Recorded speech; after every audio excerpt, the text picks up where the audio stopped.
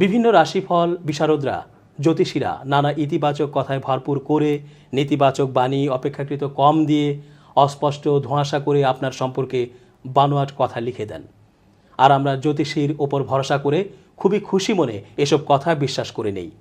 সৌরজগতের কতগুলো গ্রহ নক্ষত্রের প্রতীকই হলো রাশি। কল্পিত মোট 12টি রাশি রয়েছে: মেষ, বৃষ, সিংহ, কন্যা, তুলা, মিথুন, কর্কট, ধনু, মকর, কুম্ভ, মীন ও বৃশ্চিক। জ্যোতিষশাস্ত্রে সূর্য 12 মাসে 12টা রাশিতে অবস্থানের কারণে এই 12টি রাশি। তারা বলেন, সূর্য যখন যে রাশিতে অবস্থান করে তখন কারো জন্ম হলে সে ওই রাশির জাতক বা জাতিকা। এই রাশির সঙ্গে মিলিয়ে সারাদিনের কাজ অনেকে মিলিয়ে করার চেষ্টাও করেন। এই ধরনের রাশি বা ভাগ্য গণনার সঙ্গে আমাদের ধর্ম বা বিজ্ঞানের কোনো রকম কোনো সম্পৃক্ততার বিষয় আছে বলে জানা নেই। রাশিফলের এই বিশ্বাস আর অবিশ্বাসের বিষয়টি পুরোই আপেক্ষিক বিষয়।